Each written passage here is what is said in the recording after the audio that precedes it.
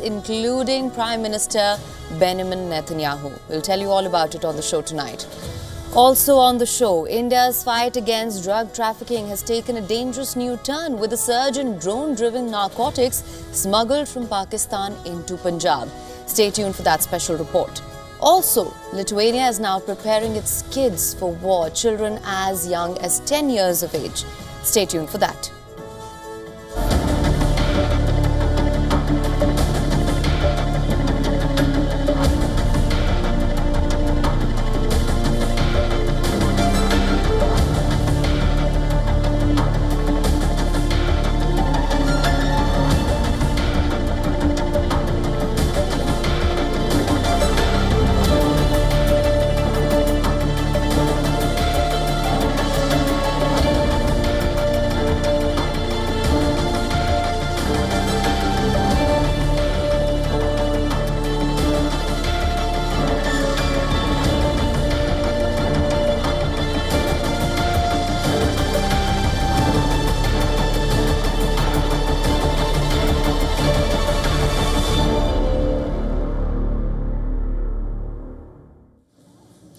Now, Israel's deadliest assault on Gaza has begun, and the consequences are horrific to say the least. In just the last 48 hours, the Israeli military says it has struck more than 150 targets in Gaza City, killing dozens as its ground forces press into Gaza's main urban hub.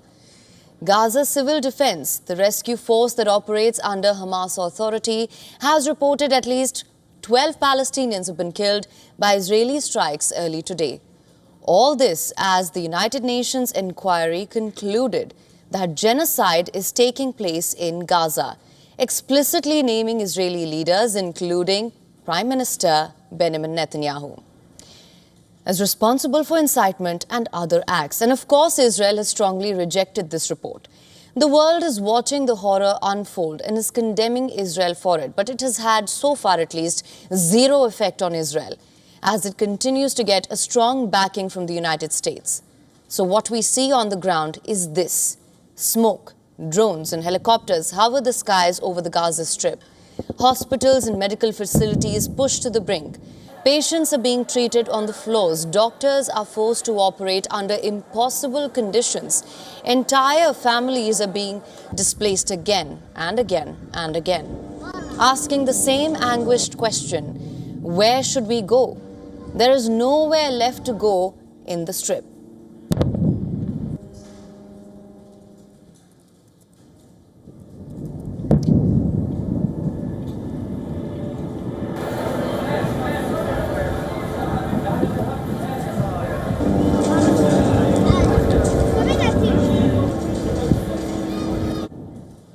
Now, the Israeli military says it has opened a temporary new route to allow people to flee Gaza City, even as it presses ahead with a major ground assault aimed at crushing Hamas. But before dawn on Tuesday, Gaza City came under massive bombardment. Israeli troops pushed deeper into Gaza's largest urban hub. The Israeli military now says it has struck more than 150 targets since launching the offensive. The new escape route runs along Salah al-Din Street, a road that cuts through Gaza from north to south. Israel says the corridor will remain open for just 48 hours. Until now, people had been told to head south along the coastal road towards what Israel calls a humanitarian zone. But many Gazans say there is no safe place left. At the end of August, the UN estimated that about 1 million people lived in Gaza City and its surroundings. Now, more than 350,000 people have fled south. That's as per Israel. Still, countless families refuse to leave. The humanitarian crisis has only deepened to a horrific level as Israel's war against Hamas rages on. Hamas has called the Israeli assault systematic ethnic cleansing. International pressure is also mounting, as you know. On Tuesday, the UN's Commission of Inquiry said genocide is taking place in Gaza, accusing Israeli Prime Minister Benjamin Netanyahu as well as other senior officials of genocide.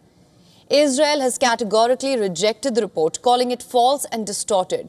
But because of the mounting death toll, Israel is increasingly being isolated globally. In the latest, Qatar and China have both urged Israel to halt its offensive, while Pope Leo XVI expressed solidarity with the Palestinian people, saying they continue to live in fear and survive in unacceptable conditions. But Israel continues to push back.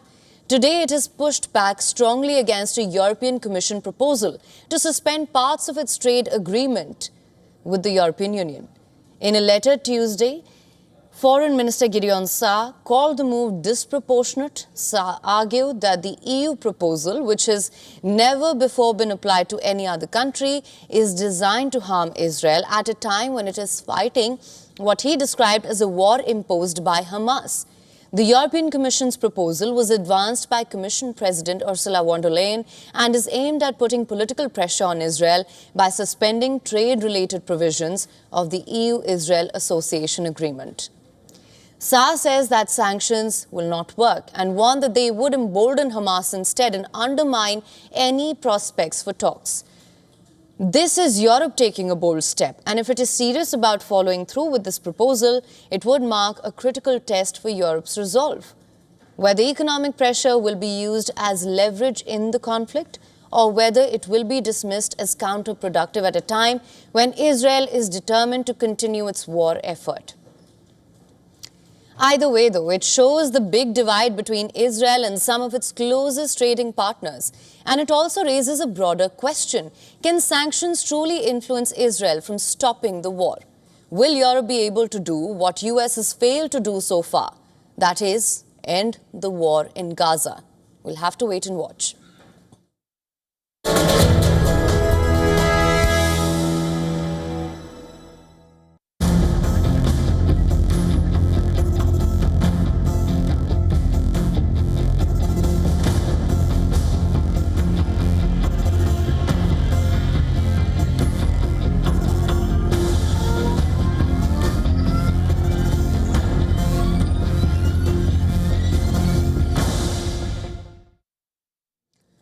Now, this is not a border breach with Bofors and bullets. It's a silent war waged from the skies. India's fight against drug trafficking has taken a dangerous new turn, with a surge in drone-driven narcotics smuggled from Pakistan into Punjab.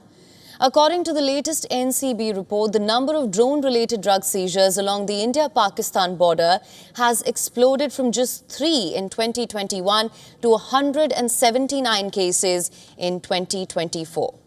179 drops in a single year, and each one with a payload of drugs. The border districts of Amritsar, Tantan, Firozpur and Gurdaspur are ground zero in what officials are now calling India's airborne narco war. The NCB has also sounded alarm over the use of drones for cross-border smuggling of narcotics. They are saying it has emerged as a significant threat in internal security. But the menace isn't limited to Punjab. Across India, the scale of the drug crisis is staggering. In 2024 alone, over 13,000 quintals of narcotics were seized, with more than 1.22 lakh people arrested, including 660 foreign nationals from over 36 countries. Among those arrested are 203 Nepalese, 106 Nigerian nationals from Pakistan, Afghanistan, Myanmar and Iran. Cannabis made up of 41% of all seizures. Heroin accounted for nearly 39%. The NCB has also made 588 arrests. Not only the opiates, the cocaine trail is particularly alarming. In 2024, agencies seized 1,483 kilograms of cocaine. That's 78 times more than what was seized in 2020. Delhi and Maharashtra have emerged as major hotspots for these hauls. Meanwhile, India's coastal routes are becoming key transit corridors for international narco syndicates. The western coast through Gujarat, Kerala, Tamil Nadu and Mumbai is now part of the global heroin route from the so-called Death Crescent, which are Afghanistan, Pakistan and Iran. The eastern seaboard is increasingly being used to traffic methamphetamines from a Death Triangle, which is Myanmar, Thailand and Laos. Maritime drug seizures are also rising sharply. In 2024, authorities confiscated over 10,000 kilograms of narcotics from sea routes, which is a 500-fold surge compared to 2019. Ports like Chabahar, Gwadar and Karachi are now loading points for drug shipments headed to India. And then there's the dark net, the digital underworld where crypto meets crime. And from 2020 to 2024, the NCB registered 96 cases involving darknet drug trafficking and cryptocurrency transactions, exposing a whole new tech-driven narco-economy. But perhaps the most worrying pattern is the pharmaceutical misuse. Over 2.43 lakh kilograms diverted pharma drugs were seized last year. That's nearly 5 times more than in 2019. Now add to that 2.75 lakh pharma injections, and you're looking at a country in the grip of a multi-headed narcotic crisis. From drones to darknet, from Punjab's fields to India's ports, and narco networks are evolving. The smugglers across heavily guarded India-Pakistan border are thriving. The question here is, can our response evolve fast enough? Because this is not just about smuggling, it's about life and death. It is about survival.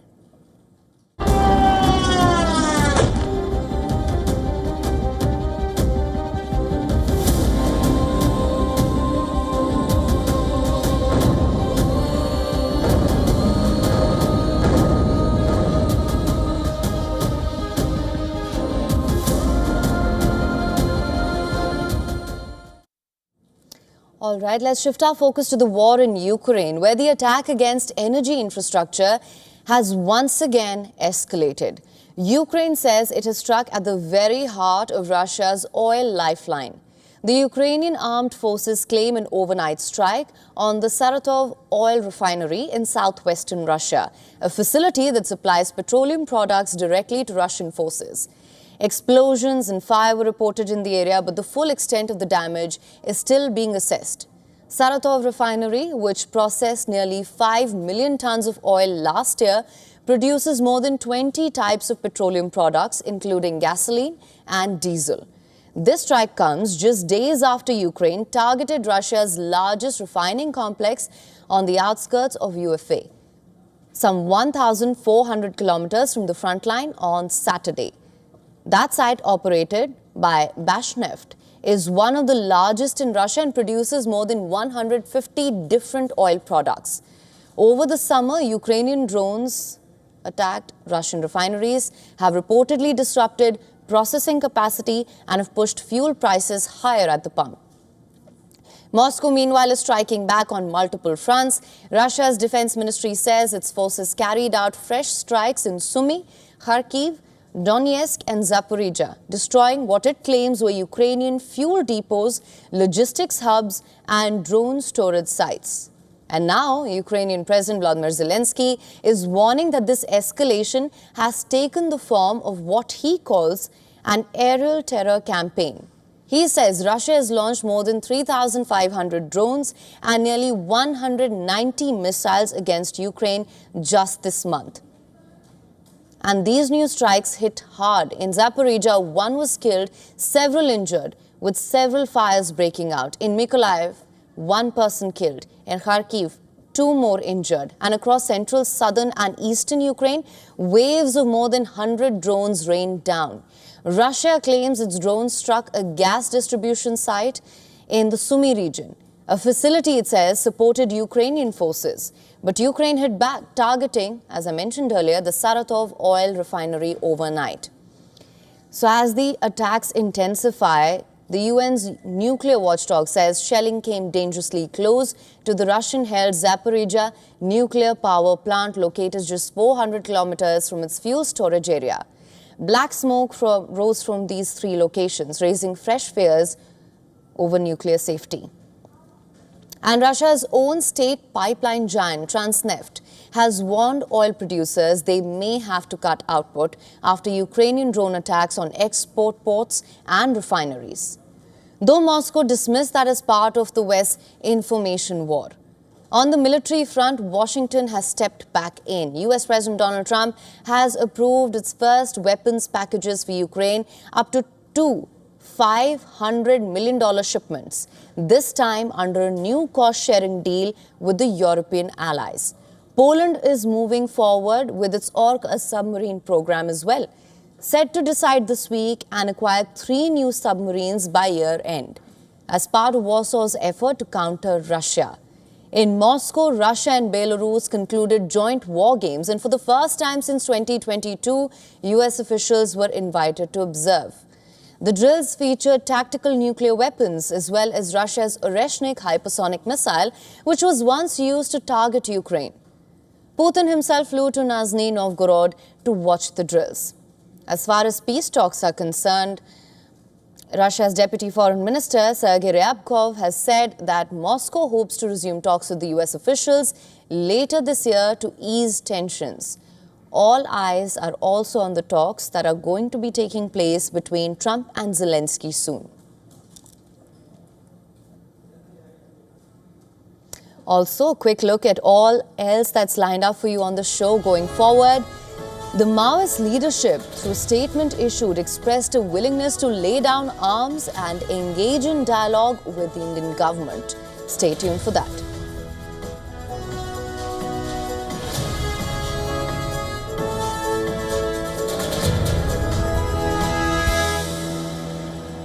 Under the strict Taliban diktats in Kabul, a flourishing industry of Botox, lip fillers and facelifts is quietly thriving. We'll get you the details.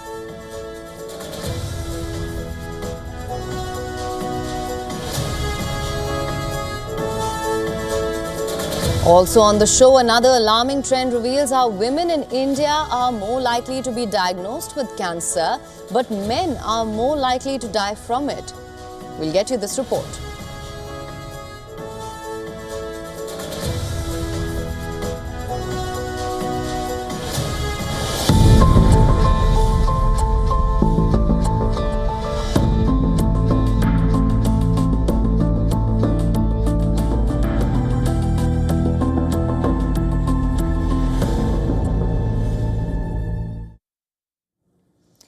And as long as tensions remain and fighting continues in Ukraine, NATO members in Europe will continue to be anxious. And that anxiety is taking many forms, whether it's building up its own military might or conducting joint troop exercises or preparing the next generation for war.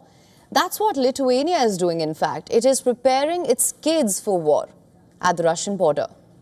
On the border with Russia, Lithuania has launched an innovative educational program, one that teaches children as young as 10, even adults, how to fly, assemble and program drones.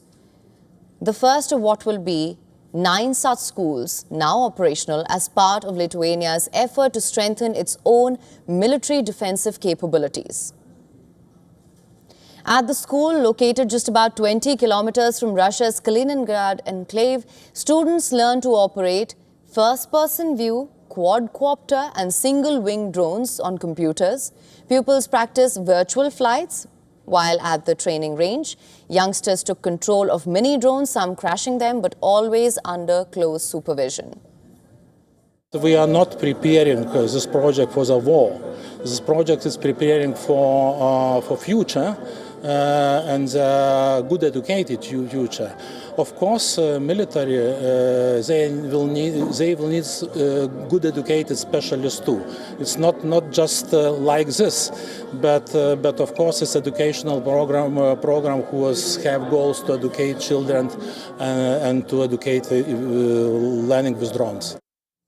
Well, the teachers say the children and teenagers are engaged and even enthusiastic, as classes reportedly see full attendance.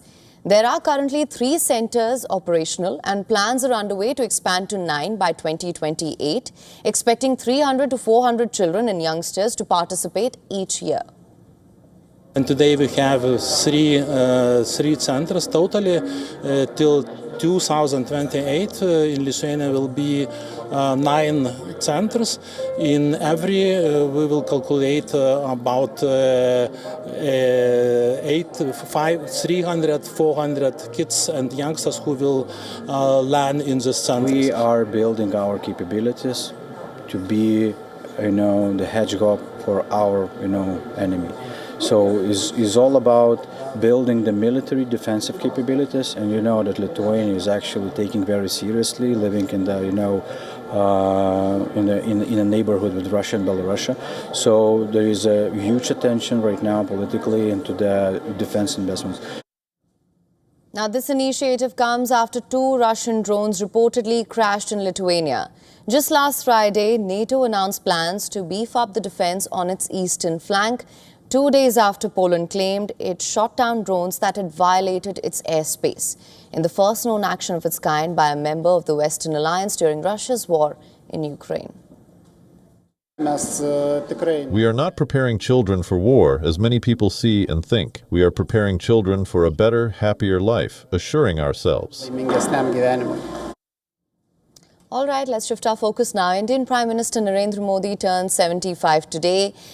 Global leaders penned heartfelt messages for the Indian Prime Minister, from Donald Trump to Russia's Vladimir Putin. Birthday messages from different heads of states touched upon Prime Minister Modi's influence in reshaping India's global image.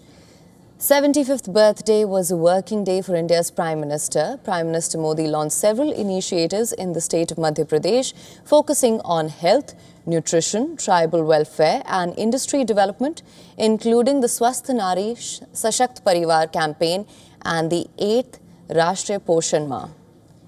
Now, celebrating the birthday of their leader, the Bharatiya Janata Party also launched a fortnight-long Seva Pakhwada from the 17th of September till the 2nd of October. The campaign features outreach, welfare, development and awareness programs across the country. Indian Prime Minister Modi's 75th birthday was also marked by tributes from Indian and global leaders, as I mentioned earlier. US President Donald Trump dialed Prime Minister Modi to wish him on his birthday and thanked him for his support in seeking an end to the Russia-Ukraine war. Russian President Vladimir Putin extended heartfelt birthday wishes to the Indian Prime Minister as well, praising his leadership. Putin said he looked forward to continuing constructive dialogue and close cooperation with India on both bilateral and international issues. Israeli Prime Minister Benjamin Netanyahu called him his good friend, promising to take their partnership to new heights. And wishing the Prime Minister on his 75th birthday, Italian Prime Minister Giorgia Meloni said Prime Minister Modi's strength, determination and ability to lead millions of people is a source of great inspiration. And among the global leaders to wish Prime Minister Modi was Australian Prime Minister Anthony Albanese, who said he was proud to share a strong friendship with India. He said he was grateful for the contribution of the Indian community in Australia.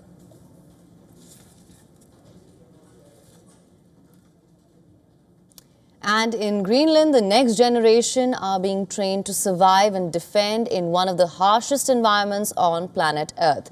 Under a program backed by the Danish Armed Forces, young recruits are mastering firefighting, first aid and even weapons training for the Arctic. What's the goal? Build resilience in Greenland's remote towns and prepare for a future where Greenland's strategic importance and security are under global scrutiny. Take a look.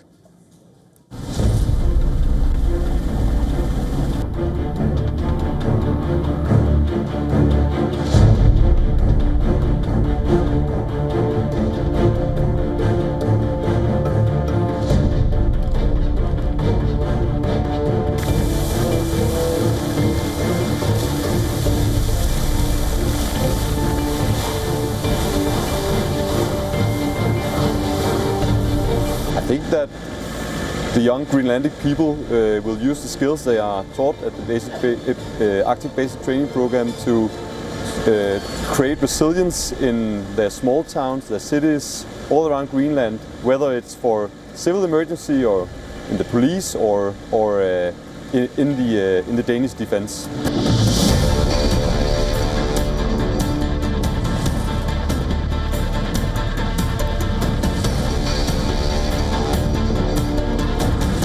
Would you be ready in defending Greenland in the future? Yeah, I mean, basically we're still under Denmark, we can say, but I don't know, we'll see how the future is going to be.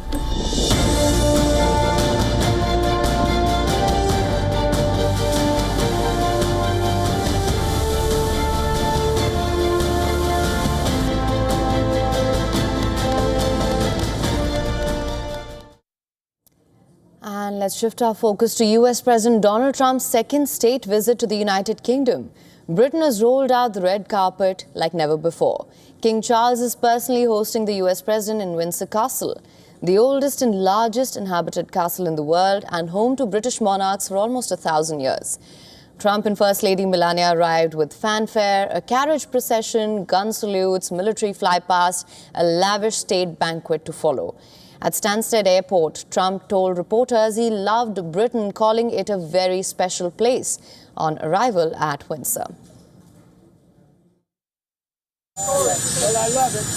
I love Turnberry. I love Aberdeen. I have a lot of things here that they warm my heart. I want to tell you, it's a very special place. Great place.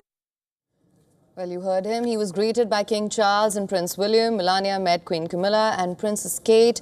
A route lined by 1,300 British service personnel marched past as military bands played the US national anthem, with 120 horses and full ceremonial guards providing a grand welcome.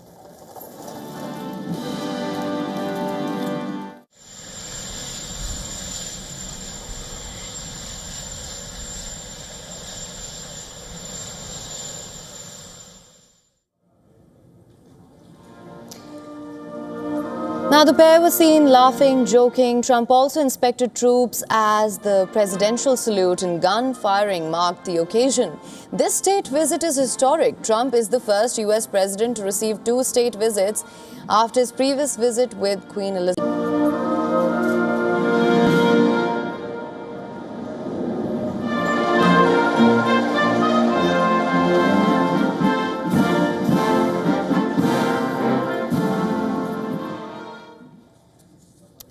A joint US-UK flypast has also been planned, featuring F-35 jets and Royal Air Force Red Arrows. A display unprecedented for a state visit.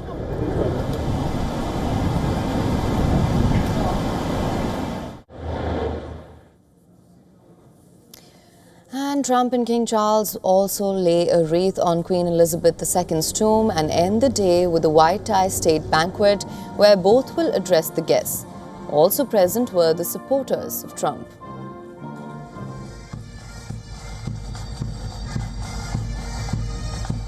America is our special ally. And apart from that, Trump mom is from here. He's back home. He's not coming on visit, on services. He's back home to his mom place. And though the royal treatment is grand, Trump remains unpopular among Britons. Polling shows largely negative sentiment. In London, protesters carrying a baby Donald Trump balloon, many balloons, and placards gathered to demonstrate against the US president's visit.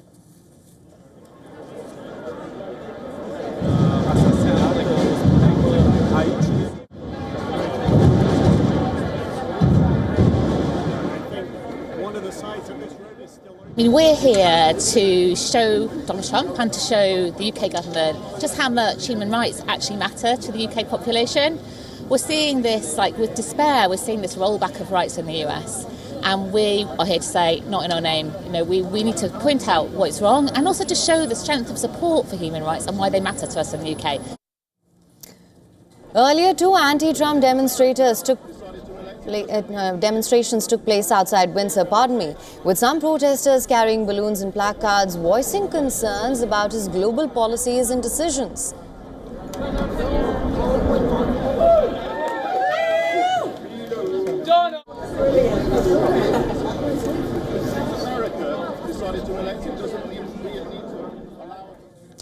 Large police presence has been witnessed with airspace restricted over Windsor and Chequers. Specialist officers have been deployed and say they are ready to handle any eventuality.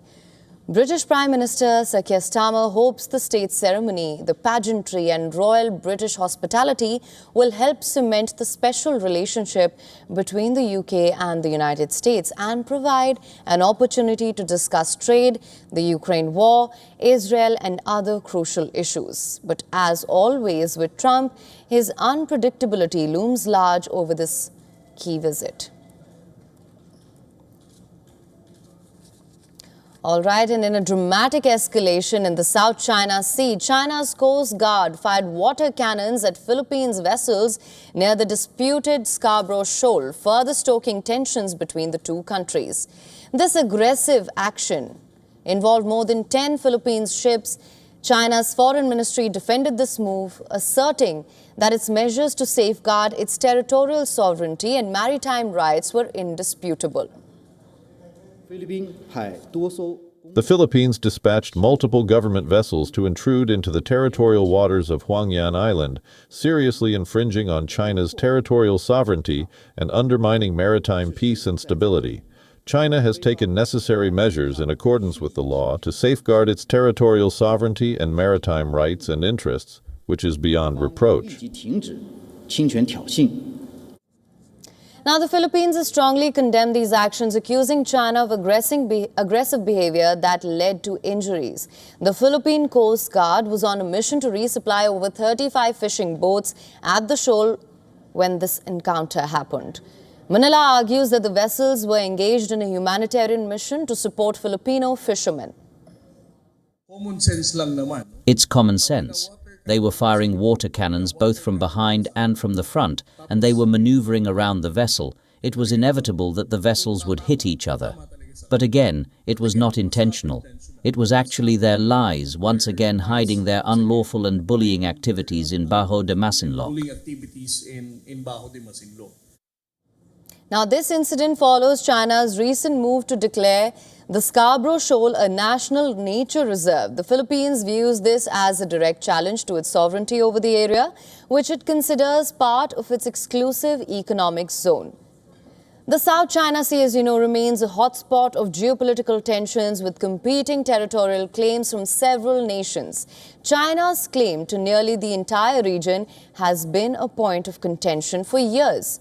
The 2016 ruling by the Permanent Court of Arbitration in The Hague dismissed China's expansive claims. Beijing, though, continues to reject that decision.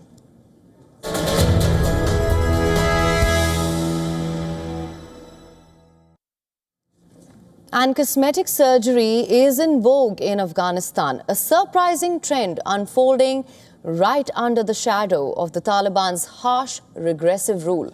In Kabul, a flourishing industry of Botox, lip fillers and facelifts is quietly thriving, defying everything the regime stands for. This in a country which, according to the UN, has over 10 million people suffering from hunger, a country where 1 in 3 even lack basic medical facilities. But for those who lack money for food, prefer to invest in their beauty. Why does beauty matter so much here?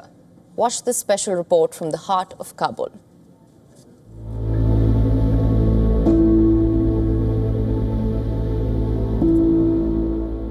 At just 25 years old, Silsila Hamidi made the decision to undergo a second facelift.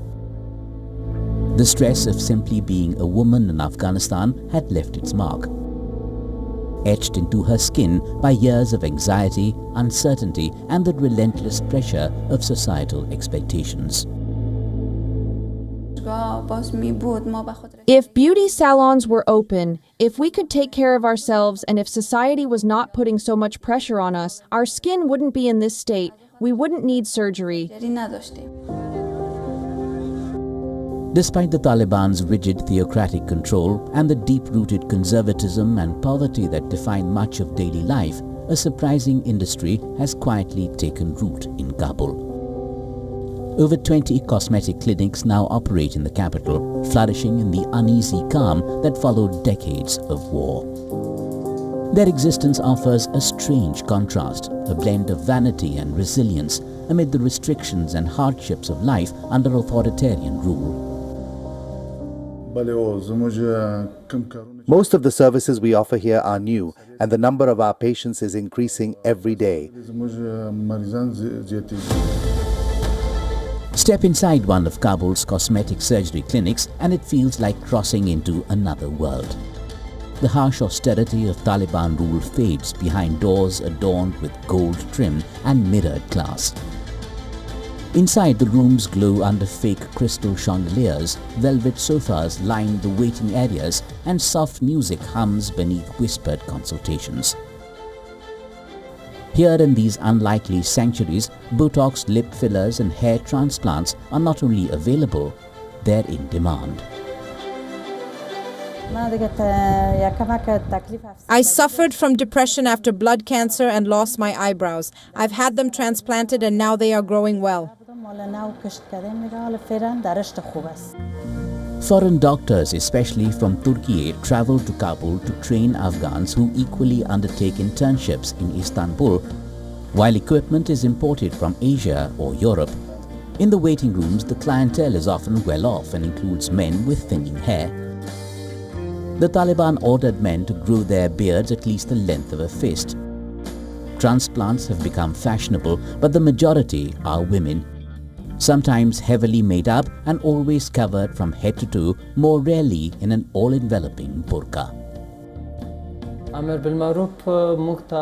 Here in Afghanistan, having no hair or beard is considered a sign of weakness. The government does not interfere with their work, but morality police check that gender segregation is respected. A male nurse for a male patient, a female nurse for a female patient. It costs $43 to $87 for Botox and $260 to $509 for hair transplants. The sums are a fortune for many Afghans, but a boon for those like Mohammad Shoaib Yarzada, an Afghan restaurateur based in London. Put off by the thousands of dollars required in Britain for the same operation, he took advantage of his first visit to Afghanistan in 14 years to have his scalp replenished. Afghanistan, like the West, is not exempt from the sway of social media influencers. To attract new customers, each clinic floods its social media pages with promises of beauty, smooth skin, plump lips, and abundant hair.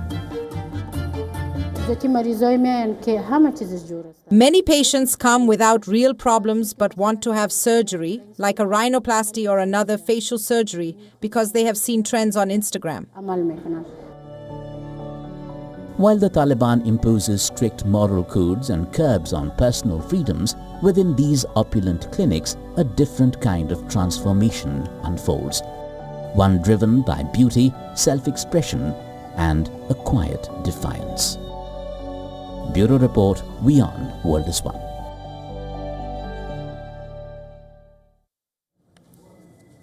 And in a significant development signaling a potential shift, perhaps pointing to a moment of finality in the decades-long internal battle against Maoist insurgency, the outlawed Communist Party of India, Maoist, has announced a temporary suspension of its armed struggle. This move, accompanied by a call for a 1 month ceasefire to facilitate peace talks with the central government, marks a notable change in the dynamics of this conflict. Take a look.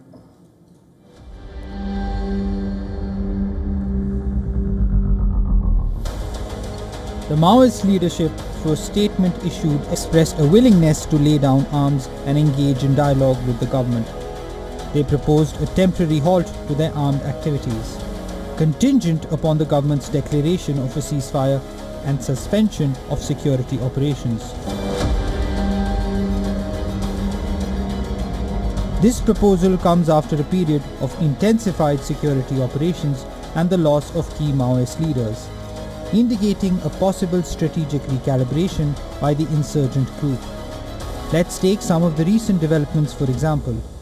Pothula Padmavati, also known as Kalpana or Sujata, the 62-year-old widow of slain Maoist leader Kishinji, surrendered to Telangana police after spending 43 years underground. Her surrender is seen as a significant blow to the Maoist leadership, as she was one of the 15 Central Committee members. Padmavati's decision to lay down arms, influenced by deteriorating health, and a desire to reunite with her family underscores the shifting sentiments within the insurgent ranks.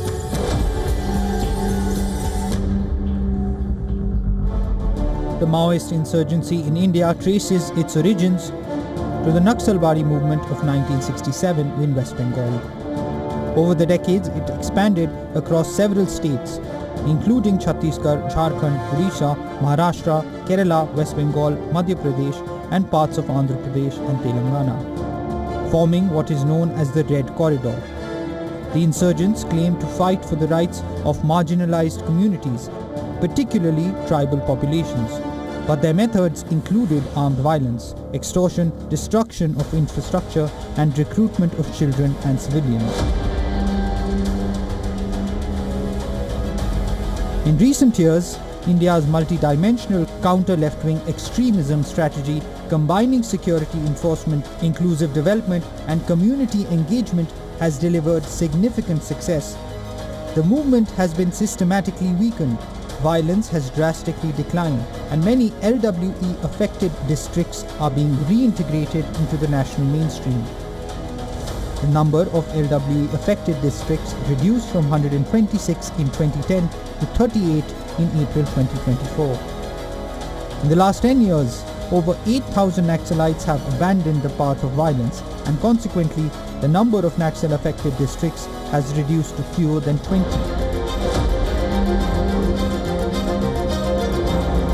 The Government of India is committed to completely eliminating Naxalism by March 31st, 2026, viewing it as the biggest obstacle to the development of remote areas and tribal villages. The recent announcement by the Maoist leadership and the surrender of a senior leader suggests a potential turning point in the insurgency. However, challenges remain. The end of the Red Corridor, once considered a formidable internal security threat, appears to be within reach. And let's revisit a tough question that crops up ever so often, one that has left people split each time. Who gets to say enough is enough?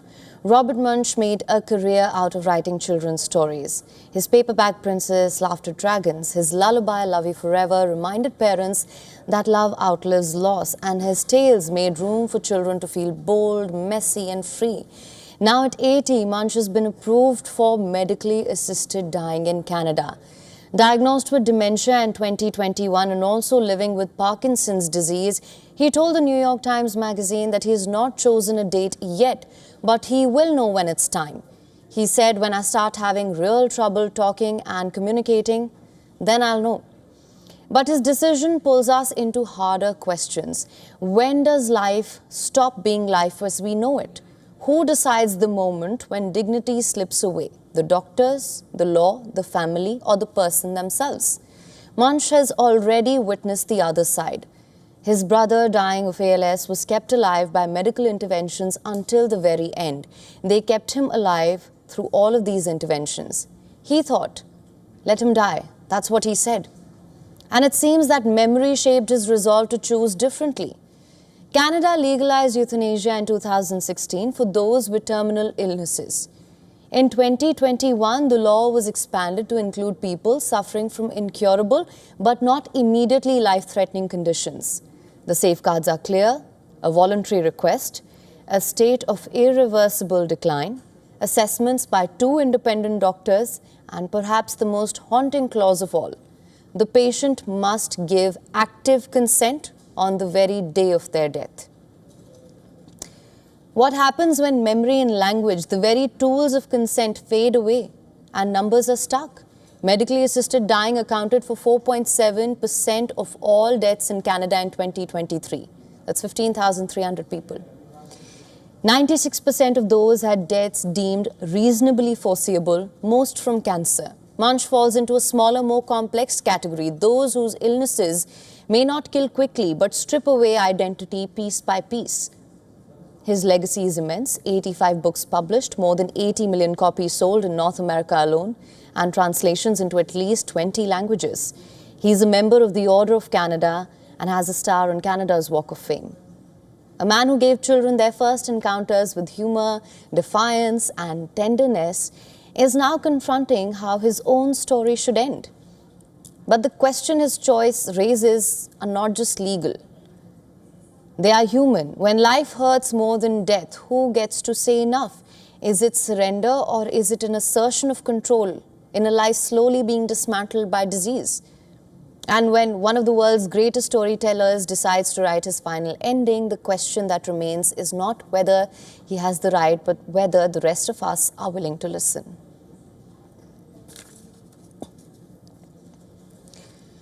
All right, and a new national poll has revealed alarming insights into the deepening fracture within the American society.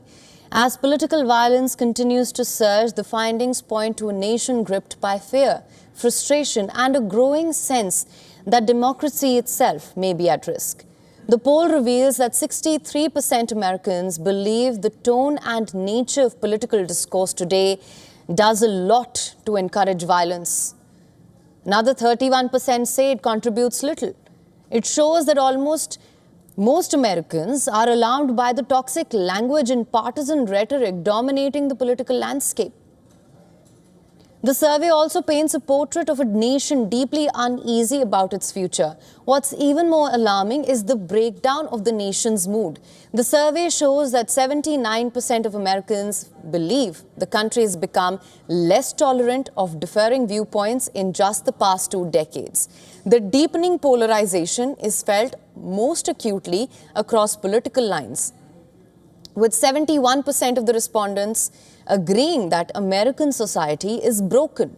This fracture has led to an increasing sense of unease and fear, with 66% of the respondents worried that political violence could soon spill over into their communities.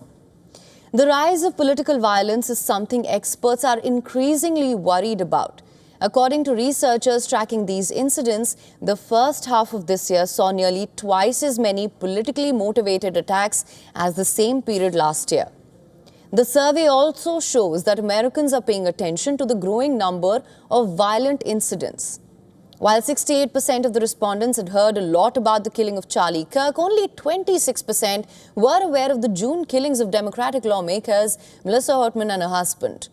This disparity is scary. It underscores the national focus on politically motivated violence. It also raises critical questions about the direction the country is headed in. This imbalance in attention paints a troubling picture, one where certain incidents are amplified and others are largely ignored. Experts warn that this selective outrage only deepens this rift, encouraging more violent responses to political tensions. While this appears to point towards a cascading impact of political rhetoric on rising violence, President Trump, who survived 2 assassination attempts last year, has used the killing of ally Charlie Kirk to launch attacks on his political rivals.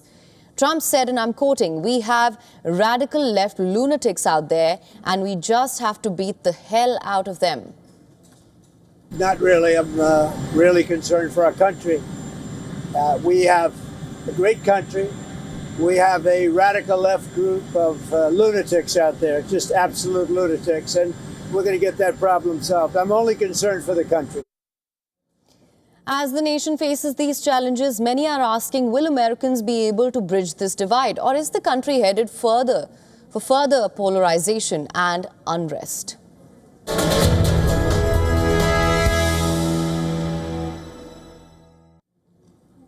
And what if aging was no longer inevitable? What if death could be postponed, not just for a few years, but for generations? Since the dawn of civilization, humans have dreamed of defying death to stretch the fragile thread of life far beyond its natural limits. From the emperors who built empires seeking eternal life to today's tech moguls chasing digital immortality, the relentless quest to conquer death burns fiercer than ever. China's National Cultural Heritage Administration has concluded that a stone inscription found on the Tibetan plateau recording an unknown expedition sent by China's first emperor Qin Shi Huang in 210 BC is genuine. The announcement of the carving's discovery in June ignited a fierce debate over if it was genuine or not. Critics argued it might be a modern fake and cast doubt on the feasibility of reaching the plateau given the notoriously harsh environment. A heritage official confirmed the inscription's authenticity after a field investigation using advanced equipment in the Kunlun Mountains at 4,300 meters near Gyaring Lake, close to the Yellow River's source.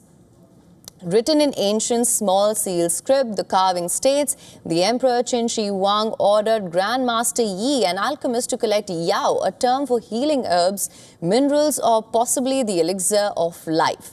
It also records their carriage journey to Jialing Lake and Qinghai during the third month of the 37th year of Qin's reign. This could be the beginning of the quest for immortality. Even in modern times, some long-ruling heads of states are also curious to explore the unknown, the secret of defying age. While questions are being raised over the health of America's 79-year-old president, China's Xi Jinping and Russia's Vladimir Putin, both 72, were caught discussing living longer, possibly forever. In a hot mic moment during a military parade in Beijing, the two leaders, both of whom have brushed past previous terms' limit to hold on to power in their respective countries, bantered about longevity and potential for medical advancements. Modern means, both health improvement and medical means, and then even all kinds of surgical ones related to organ replacement, allow humanity to hope that active life will continue not as it does today. Now the quest for eternal youth has fueled legends and alchemists for millennia. Now it's fueling billion-dollar startups, cutting-edge science, rewriting what it means to grow old. In 2022, the world saw the advent of a startup called Altos Labs. This startup had a lineup of luminary scientists with a $3 billion war chest from investors, reported to include Jeff Bezos, the Amazon founder. The goal was unfathomable: to rejuvenate human beings and to develop the resilience against disease and injury that the young take for granted. 3 years on, the first signs of progress are emerging. Scientists believe they can now reprogram bodies at the cellular level. Treatments can be calibrated to keep your DNA young, and the application of AI ultimately allows us to escape aging. These studies are peer-reviewed at Altos Labs. The scientists at Altos demonstrated how proteins, which affect the activity levels of thousands of genes inside a cell, could be applied to living mice to achieve signs of age reversal. But the technology came with a sting. If you turn back the clock too much, you could cause deadly tumors. Cellular reprogramming remains a major focus for the Altos lab. By pairing computer models with traditional lab experiments, scientists hope to generate hypotheses more quickly, prioritize the most promising treatments, and accelerate discovery in ways traditional lab work alone cannot. From the fountain of youth to genetic engineering, humans have always sought to outsmart the clock. But as we race towards extended lifespans, we must ask, are we prepared for the consequences? A new discovery inches humanity closer to cracking the code of longevity. Keep watching this space for more. And after several hours of high drama, the Pakistan-UAE match at the Asia Cup has started. The Pakistan Cricket Board had placed some demands with the ICC, threatening to boycott the tournament if they were not met. But Pakistan has once again been embarrassed. And all that happened was a 1-hour delay to the match. The Pakistan Cricket Board was in a meeting through the day contemplating a boycott of the Asia Cup. The team was initially instructed not to leave their hotel as the meeting continued. However, the boycott plan was eventually dropped around 6 p.m. local time in Dubai, and the team left for the stadium.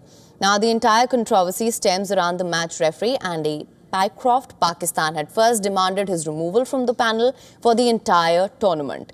That was because the PCB blamed Pycroft for the Indian players refusing to shake hands with the Pakistan team at the end of the match on Sunday. That demand was rejected as the ICC denied their claim that it was Pycroft who was responsible for India's refusal. The PCB then wanted Pycroft to be replaced specifically for Pakistan's matches in the Asia Cup. That included today's match against UAE. That too was struck down by the ICC. PCB now claims that Pycroft apologized for prohibiting the two teams from shaking hands on Sunday. The Cricket Board also says that the ICC is willing to investigate the alleged code of conduct breach, but no public statement has come from ICC or Pycroft on the matter. The PCB has once again been left red-faced after throwing a tantrum. This was another case of saber-rattling. The question now is, will Pakistan be punished by the ICC for what is clearly an unnecessary delay of an international match?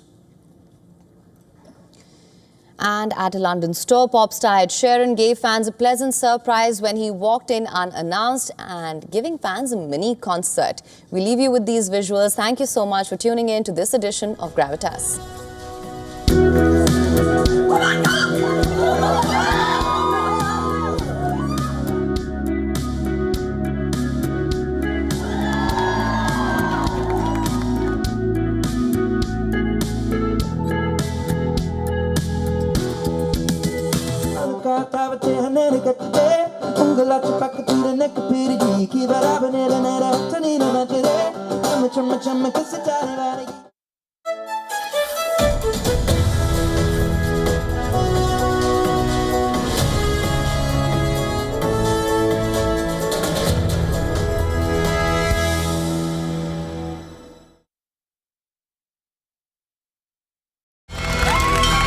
From the bustling trading floors of Wall Street to the vibrant exchanges of Asian stock markets, WION breaks it down for you to make sense of what's happening, as we reveal the key factors behind events, strategic battles, and the game-changing business decisions that shape the world. We bring you all of this and more on World Business Watch.